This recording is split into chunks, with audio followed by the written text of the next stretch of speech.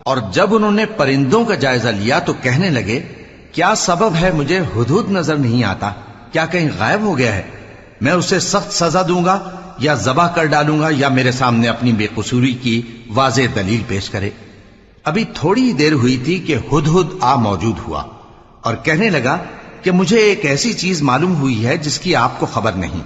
और मैं आपके पास मुल्क सबा से एक यकीनी खबर लेकर आया हूं। मैंने एक औरत देखी कि उन लोगों पर हुकूमत करती है और हर चीज उसे मुयस्सर है और उसका एक शानदार तख्त है। मैंने देखा कि वो और उसकी कौम अल्लाह को छोड़कर आफताब को सजदा करती हैं और शैतान ने उनके अमाल उन्हें आरास्ता कर दिखाए हैं और उनको रस्ते से रोक रखा है,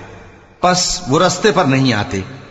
और नहीं समझते हैं कि अल्लाह को, जो आसमानों और जमीन में छुपी चीजों को जाहिर कर देता और तुम्हारे पोशीदा और जाहिर अमाल को जानता है,